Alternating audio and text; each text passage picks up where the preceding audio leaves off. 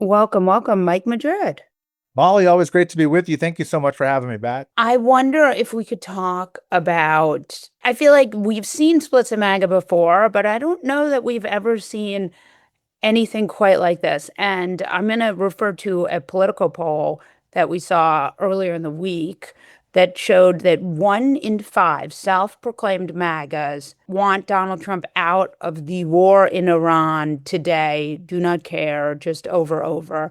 And I want you to talk about that because I think that's profound in the fact that it is just a complete, remember, like 90% of self-proclaimed MAGAs get all their news from Trump. So Yeah. it means there's a real fracturing happening there. Yeah. And look, for many of us, I mean, the whole time that we've known each other, I've been kind of saying, when is the fever swamp going to be breaking? When does the cult, start to fade away? I'm not going to suggest we're at that moment, but I'm also not going to suggest we're not. I mean, we have not seen, to your point, 20% of self-described MAGA disagreeing with the president on probably his most important issue at this moment, which is the war Right. in Iran. And what you're seeing is the Republican leadership reflecting that, right? You can't get the SAVE Act passed. There's Right. strong pushback on funding this war, continuing this war. Those splits are there. They are becoming larger, and they're going to get more significant as we close in on the midterms, and especially after the midterms, Molly. That's when you're going to have to, Katie bar the door. Shit's going to get real after that. Right. That's when the dynamics of the country's politics are going to change considerably.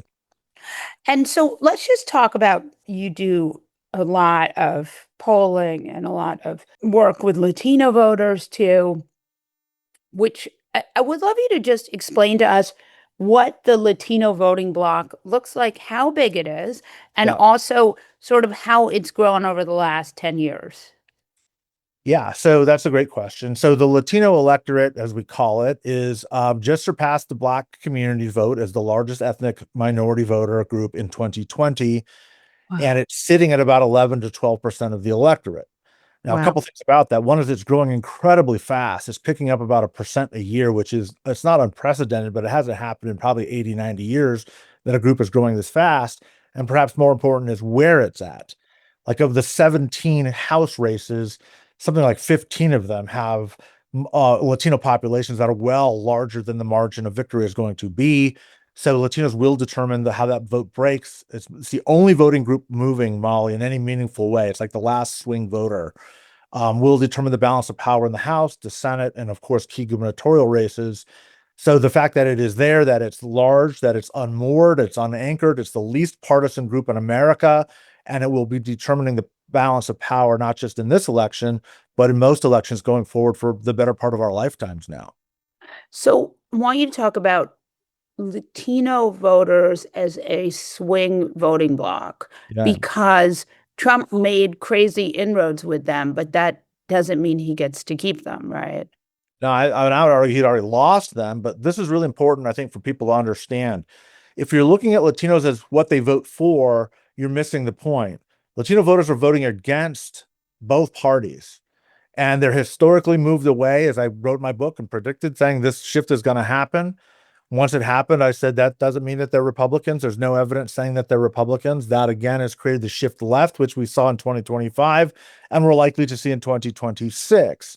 But that doesn't mean that the Democrats are anywhere out of the woods yet. They're Right. rejecting Trump. They're not voting for the Democratic Party in the same way they were voting against Kamala Harris and Joe Biden, not for Donald Trump. And both Right. parties in this country really have a difficult time understanding that because it is a unique voting bloc in that way. Let me explain it a little bit more. The Latino community is the fastest growing part of the working class, and Right. it is shifting by 20 points or more in many instances against the party in power. That's unlike black and white voter groups. Black and white working class people do not move. They're not budging. Black voters are not becoming more Republican in any meaningful way, and white working class voters are not leaving the Republican Party in any meaningful way. Doesn't matter whether we're at war, whether there's a pandemic, doesn't matter there's economic collapse, they do not leave. Latinos are the only voters that are saying we don't buy this nonsense from either of you guys. And that's why it's become so critical, is as both parties are struggling to understand what it means. Both of them are struggling and failing to meet the economic concerns of this community.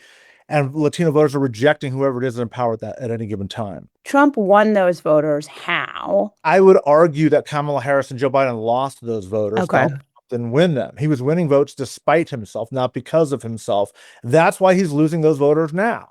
The Democrats, there's nothing popular about the Democrats. They're at all-time lows for a Right. midterm election. They're not popular. They're not offering a real alternative. They just are the alternative. And so anything but Donald Trump is the prevailing sentiment for the exact same reasons that Kamala Harris and Joe Biden lost these voters. Nobody's addressing the economy. Affordability is off the charts. Life is getting more and more difficult for working class people. And both of these parties are ignoring it or pretending it's not happening and doing nothing meaningful to address it. And as long as that happens, that lack of loyalty to either party is going to be the dominant characteristic of this voter group, fast growing voter group. So let's talk this through because I think this is really interesting. So basically, from my understanding of this, we had angry voters reject Trump in 2020, reject Biden and Harris in 2024, and now we are cruising into a midterm. The question is, they think things are too expensive because they are, and that the middle class is getting squeezed, which it is, right? I mean, like, for example, I live in New York. We have this mayor. He largely talks about affordability. That's like his thing, right? Affordability, affordability. It's not so easy to actually deliver on affordability, but some of the things he's done is he's got a rent freeze going, which has made a lot of real estate people in New York furious. But that is something tangible if you live in those rented. But I mean, what are the tangible deliverables you can offer and actually, because part of what Trump has gotten into trouble with is that he said, I'm going to make everything cheaper. And then he immediately did stuff that would do the opposite. But if you wanted to make things cheaper, I mean, is it so easy even to do that? Well, look, you make three really good points. And the first is, yeah, Donald Trump's prioritization is the real problem for himself. No one believes for a second that he's at all focused on this the way maybe Zoran Mamdani is. Whether you agree with Mamdani Right. or not, he's at least trying to do something about it. Right. Or at Trump is least not. I mean, again, with politicians, who even knows? But Correct. he paints himself that way. Paints himself that way. Meanwhile, Donald Trump is, raising the price of oil by losing the Strait of Hormuz in a war that nobody Right. wanted. So yeah, Right. that's. But the second is you ask a really important question: is our politicians, through our traditional tools, able to actually impact the economy, Right. an economy that has changed so significantly and so substantially that our old tools of governance no longer work and no longer apply? That is a bigger question. I would submit that they do. The problem is, what most legislators, policymakers, executives are going to have to do is roll things back, not create a new law to do something. Right. So, and by the way, the one thing that the Congress actually did do, this bipartisan housing bill, the president wouldn't sign because he wants to say Right. that. So the one thing that he And it could, did pass. I it did mean, pass. yeah, go Yeah. on. So what I'm saying is the one thing he could have said, I'm doing something on the most critical issue facing Latino voters, which is housing and housing costs. He doesn't even get to take credit for, nor should he. He Right. didn't sign the bill. So Right. now, but even if housing, housing is a 20, 30-year program, like it's going to take a long time to get these things around. There's going to have to be efforts, and we're seeing these in California, to dial back a lot of these cumbersome rules and regulations. A lot of people don't like to hear it, Right. but that's the way to do it. It's not to pass more laws, it's to start unwinding things that we've suffocated the economy with. That's what has to happen in places like California. That's what the president should be engaged in. So, okay, this is like my least favorite solve for a problem. So I want just because I love regulation, I'm a limousine liberal, right? So that's regulation is my favorite. So think this through with me. The question is, how do you get more affordable housing? And the answer is you build more housing. And the Yeah. reason you can't build more housing in California, and I think we've all saw that photo from the San Francisco community board meeting where you had all the old people saying they didn't want them to build high-rise buildings in San Francisco because it would mess up their view. I mean, that's what you're talking about, right? Yes. Particularly in California. I mean, Texas doesn't have this problem. The Austin and metropolitan area has built more housing every year in the last 5 years than California has in the entire state. Yeah. And it's killing, it's created a caste system. As a, But but I just want to push back for a second because I do love regulation. Texas and Florida especially, are having wild inflation. With housing? Well, cost of living is humongous, and it's not necessarily housing, it's insurance. But Yeah. that's another thing, right? So go on. But that's something that could be solved with regulation, the insurance stuff. Yeah, look, I'm not ideological about this at all. Right. I think ideologues have killed the way to solve problems in this modern economy. That's the problem, is everybody's ideological. Right. If you love regulation for the sake of loving regulations, I don't even know what that means. It's like, Right. is it better to have regulations and create poor people because California No. manufactures Right. poverty better than anybody in the world? Like, I don't think that's a good thing. Like, Right. I think Right. you But I dial that mean, back. but And the I'm not saying Texas and Florida are better. I'm just saying that right. they're unique and they're different. But the Right. question is, how do you deal with affordability? And both parties have done the wrong thing because Right. look, we're using last century's solutions for this century's problems. And so we Yeah. kind of go, well, do we regulate? Do we not regulate? Well, how about we stop beginning with that question and try to find the solution and work backwards, regardless of whether it's Right. ideologically a fit for my red or blue team. That's what I'm Right. suggesting. No, and I think that's actually really smart but it is like, I mean, if you think about those sort of big tenets of inflation, it's housing costs, Yeah. it's insurance, and then it's those food costs and the Energy costs. energy costs. Yeah, let's talk about energy for a minute because, like, what's happened with Trumpism is like this broad deregulation, which you would think should theoretically, I mean, I don't believe that actually is how it works, but should make things cheaper, and it hasn't. Well, particular energy. You go out and create a war and end up Yeah, losing it within a few weeks. You can throw that whole framework out the window. I mean, the reason why gas is so expensive is because Iran has put a noose around the world supply as they should be. Like, what are we yeah, doing?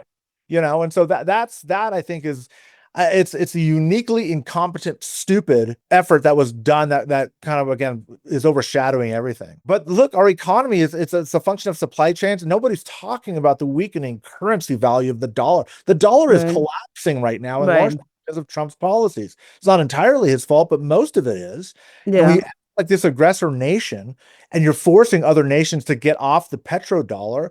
Our currency is going to devalue. The right, dollar is 10% worth less than when Trump took office. 10% increase in goods is directly correlate to Trump's foreign policy right, action. right, right. Yeah, no, I think that's a really good point. And there's clearly Donald Trump has made a number of really bad decisions that have made affordability even worse. So when we talk about Latino voters, we're cruising into this midterm. Just give us sort of the places where Democrats can sort of pick up voters in the midterms where you're seeing what you feel good about and what you're watching. I'm a little bit more bullish on Democrats' prospects than most pundits are. The reason why is I'm looking at more of the electoral results as opposed to things like the generic ballot and some of the Right. polling averages. I So think the you're talking polling, about the number of primary voters who show up, right? yeah, Yeah. precisely, but also how they're behaving. Like nobody's polling was showing Mikey Sherrill winning New Jersey by 12, 15 points. It was all Right. saying, oh, it's a 3 or 4 point race. Everybody was saying Spanberger in Virginia is going to be a coin toss. It was anything but. It was a Yeah. blowout. And it's that, you're seeing these 20-point shifts in Harris County, Texas, where Tallarico, a third of Tallarico voters had no vote history at all. Like these are data points you cannot ignore. You can, try to argue why it's happening, but the Right. fact that it is happening and nobody's polling was bringing it up tells us that we're missing something in the voter models that we're using. It doesn't mean polling Right. is bad. Right. What it does mean is that there's a lot more momentum. The turnout models are volcanic for Democrats, Right. and we're seeing a lower turnout model for Republicans. Combined with Molly, and this is the real kicker, 80% of independents are breaking away from Republicans. I've never Right. heard of that because it's never happened in my lifetime. 80% of independents it's unprecedented ground in elections. But that's where we are, and it's why I think we're going to be in a Democrat plus 11 environment, which means Wow. that you're going to see Democrats pick up to over 20 seats in the Right. House. I think And maybe the Senate. the Senate is very much in play. Again, I'm more optimistic about it, and I think that that's going to fundamentally change the contours of the Republican electorate because Donald Trump will be more of a liability than an asset at a time when he's losing his step, when he's losing policy support, when the MAGA base is coming unwound. The D plus 11 number, we did see this week a generic with a D plus 11, which people said was an outlier, Yeah, but I the was fact saying that you this. got that number. I said this back in January. When the Prop 50 campaign in California, I was saying, look, this is Right. unnecessary. I get why people are doing it. But if you're in a Democrat plus 7 or 8 environment, it doesn't matter whether or not the redistricting is not going to matter. I said we will be probably in a Democrat plus 11 environment. People said I was nuts then. I haven't seen that outlier, but my guess is that number is growing towards that double digit space. And there's every reason to expect that the economy is getting worse, not better, which means the Democrat plus 11 on the generic ballot is very, very likely now, which I'm hoping people will come Crazy. back and say that guy was right.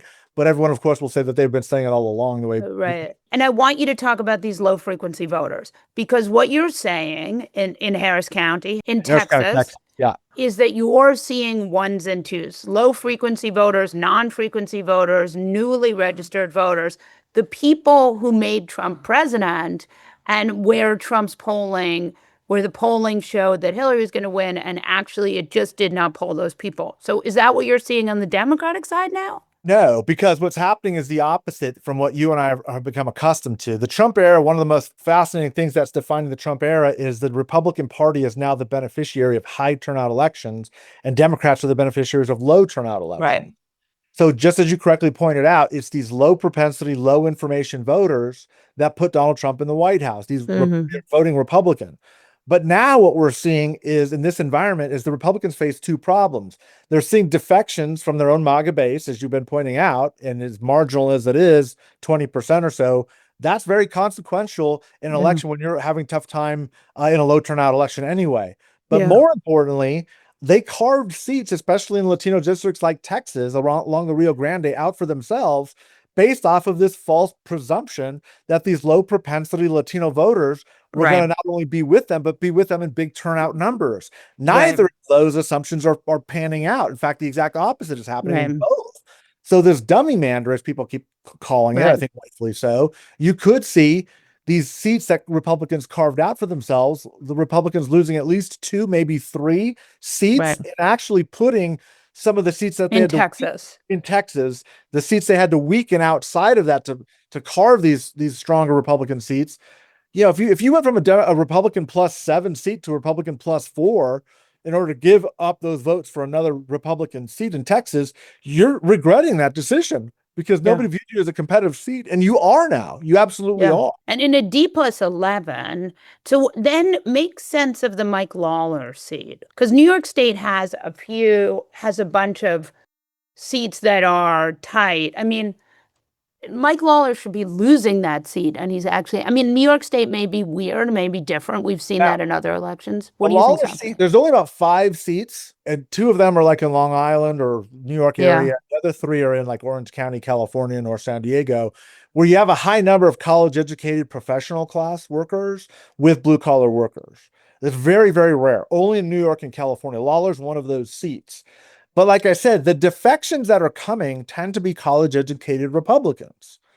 It doesn't matter whether you lose them in rural Georgia or Alabama, right? Like who cares whether or not if you're getting 20% of Republicans or 15% of Republicans, you lose 1 in 5 MAGA voters in Lawler's district and he's done. He's toast. This was a big part of our Lincoln Project strategy in 2020. Those seats, particularly, we were focusing really on college educated Republicans. There are so many more now working class gettable Latinos that is really the demographic where the focus on the balance of power is going to be. Does Lawler survive?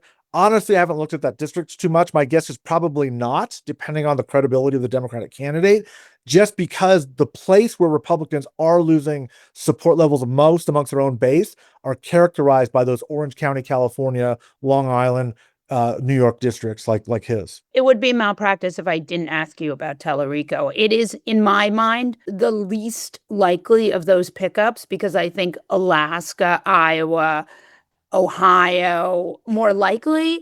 But Tellerico is sort of an amazing candidate, and Paxton is a disaster. So, what's your thinking there? Well, it's exactly like yours. In order to win Texas, and Texas has always been sort of the holy grail for Democrats, I've always cautioned saying, look, this is Texas. This is, when you look at the numbers on the map, they're not telling the whole story. You need three things to happen in Texas. You have to have a remarkably good Democratic candidate, which you do. You have to have a remarkably bad candidate in Paxton, which the Republicans do. And you have to have a very sour mood for incumbent Republicans, which you also do. So if it's going to happen, it's going to happen in a year like this. I was saying Beto O'Rourke is not going to win. Cool your jets. That's not a real thing. I'm a little less saying that a little bit less now. Having said that, I agree with you, but listen to what I'm saying. Listen to what you're saying. Alaska is more in contention than a Texas. Iowa is more likely to go. The fact that Ohio, the fact that we're talking about those states being in play mean that the battlefield is a lot bigger than people think it is. And it is. That's why I said you're going to see some surprises. A lot of pundits, I think, are being very conservative right now. Can things change in the next 3 months? Yes. Will they? Yes. But there's also a good likelihood that it gets worse for Republicans, not better. And when you're seeing these states that should not be in play in contention, and Texas is a battleground state, whether you want to admit it or not, Republicans, that's telling you that the demographic collapse is widespread. It's not with any one group, it's with all groups for Republicans. Mike Madrid, will you please come back? I would love to, Molly. Thanks for having me. I appreciate you.